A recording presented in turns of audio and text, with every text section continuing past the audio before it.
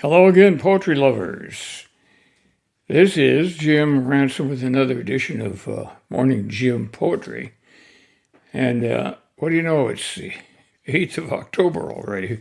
Who would have thought that this summer and fall would be progressing this fast? Maybe that's just a factor of age. I mean, think about this. When you're a young lad or a young gal, everything seems to be moving really slowly. Life is so boring.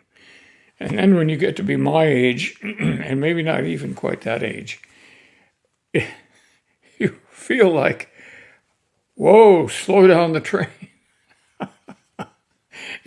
Things are going too fast. But that's life for you. I thought we'd focus this week on humor. We had some pretty serious stuff last week, as I mentioned, and poetry has always had a group of writers who love to make us laugh. This includes such masters as Ogden Nash, one of the few who made a good living out of poems that make us laugh. And then there's Shel Silverstein, who has had a career as a onstage comedian and sometime poet. In fact, he was the guy who wrote the lyrics for the famous Johnny Cash song, "A Boy Named Sue." I'm not going to read the lyrics of that here today because you can hear Johnny Cash do it and enjoy it much more than what I can do. There are others who are less well known, such as the gal that's coming up next, with the almost unbelievable name of Nandita Shailish Shandbagh. Aren't you glad that's not your name? But I think I have pronounced it correctly. Nandita Shailish Shandbagh. And the poem that I want to read from her today is entitled "Not Smart Enough for a Smartphone." Have you ever felt that way? I know I have. My son gifted me a phone. Said it was very smart. He said it would ease my life, that it was a new start. Connect to internet, search for all you want to know. No need for a TV. On it, watch your favorite show. It's time to throw out your ancient alarm clock, he said. You can shop for anything, from a ship to a sock. You can find every address with a high-tech map. You can get rid of the wrinkles on your photo with an app. You can pay your bills online with a single click. You can order a meal with just a finger flick. Now you can chat and tweet from your armchair. Photos of your grandkids you can see and share. You have the world at your fingertips now, said he.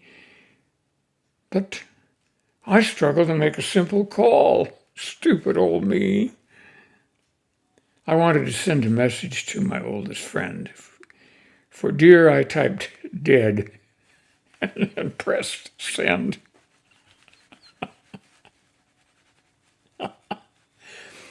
I don't know if I'm going to finish this. Every line I read makes me laugh. I tried to watch a movie, but it made my eyes spin. How to see those many figures on a tiny screen. I tried to use the calculator, and it took me an hour to find. I could have added up the numbers faster in my mind. Things get opened and switched on without my will. I break into a sweat at the thought of my data bill. Stop sending me good day texts, for goodness sake. Those pings and rings give me a blasting headache. So for others, a smartphone may be trendy and hot. For me, It's useless, as it's smart, but I'm not.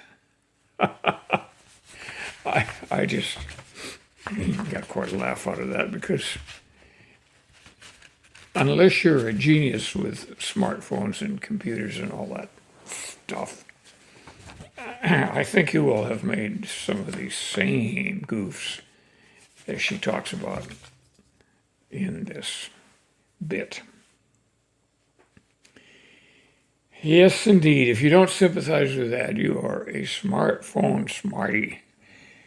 For sure. And I don't want to know about it. Now is the time for a little Ogden Nash. We've read from him before. And he is just sort of the grand old father of funny. This one's called The People Upstairs. The people upstairs all practice ballet. Their living room is a bowling alley. Their bedroom is full of conducted tours. Their radio is louder than yours. They celebrate weekends all the week. When they take a shower, your ceilings leak. They try to get their parties to mix by supplying their guests with pogo sticks. And when their fun at last abates, they go to the bathroom on roller skates. I might love the people upstairs more if only they lived on another floor. Oh, I love that Ogden Nash. We can't leave it quite at that. Not today, anyway. We've got to have another Ogden Nash, don't you think? Oh, yeah. And I've got it right here. This won't take long. It's a word to husbands. To keep your marriage brimming with love in the loving cup. Whenever you're wrong, admit it. Whenever you're right, shut up.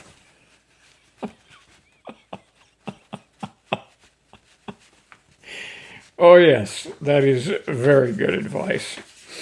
And unfortunately, not enough men take it.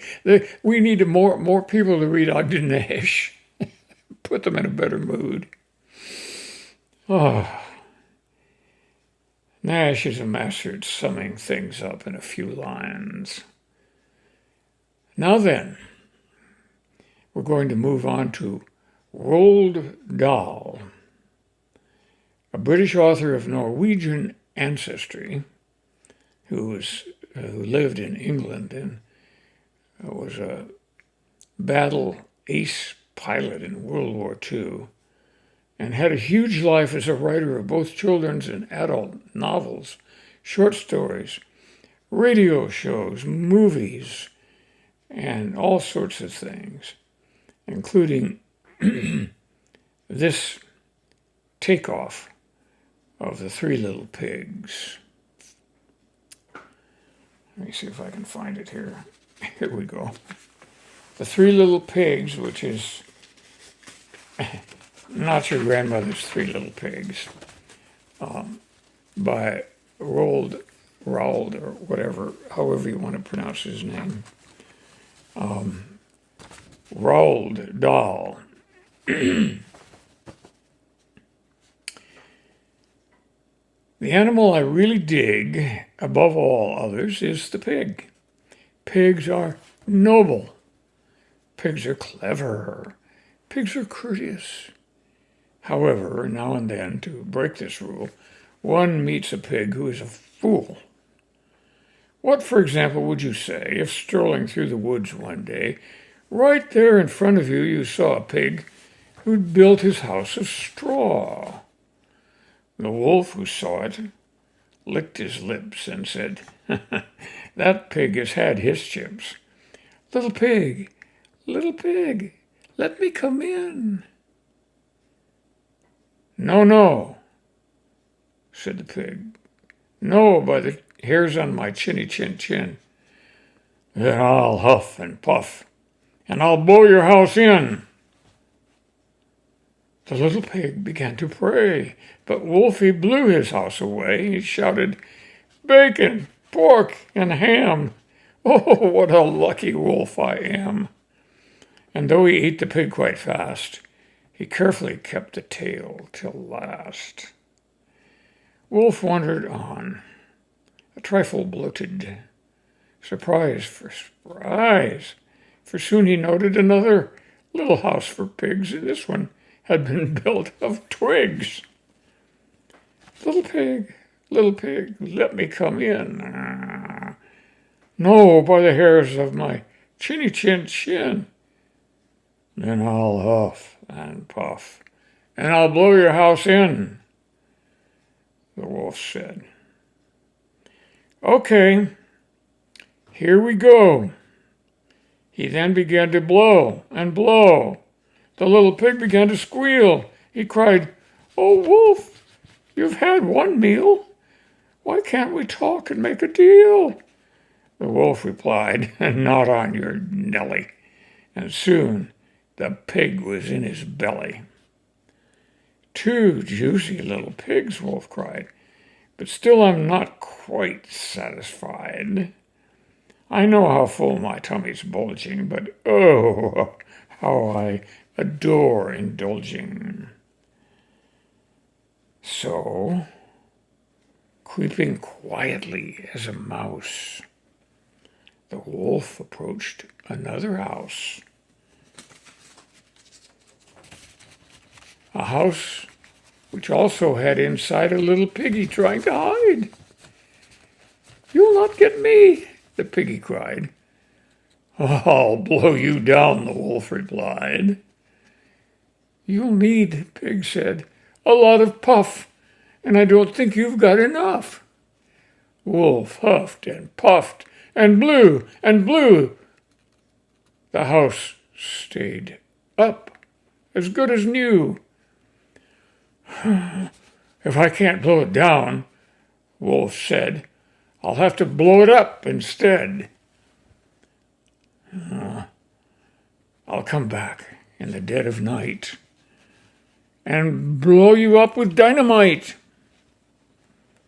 Pig cried, "You brute!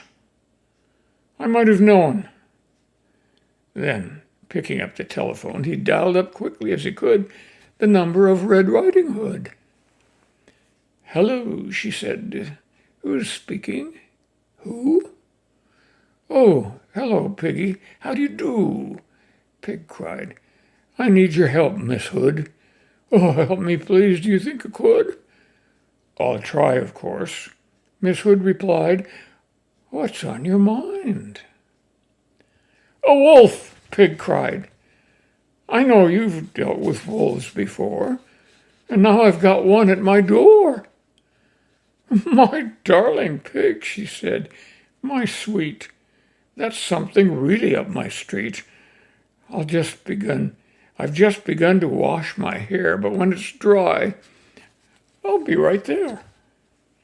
A short while later, through the wood came striding brave Miss Riding Hood. The wolf stood there, his eyes ablaze and yellowish like mayonnaise.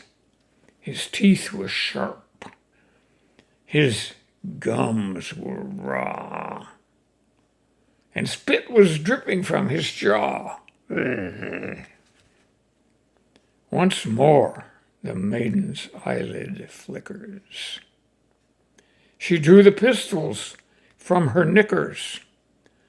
Once more she hits the vital spot and kills him with a single shot. Pig, peeking through the window, stood and yelled, "Well done, Miss Riding Hood."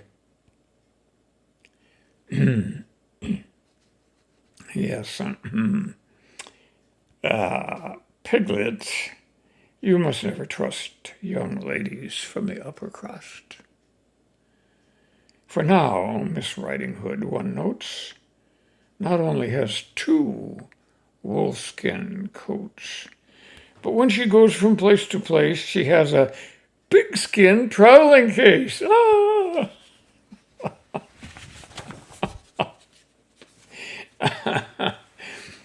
Even today's modern children might enjoy that, unless they're quite small, in which case the old version of the Three Little Pigs might be better. I I love that poem, a modern version of the Three Little Pigs. There you have a stroll through humor that also involves poetry. What fun it was for me to research this. And I found out a lot about Roald Dahl, too. I sort of knew a little bit about him, but not as much as there is in Wikipedia. In fact, I would encourage you all to go online, assuming you know how to use your computer, and find the Wikipedia entry for Roald Dahl. It is a fascinating visit to a very complicated life. That's it for today. Hope next week is pleasant and not a prelude to a long winter. Bye now.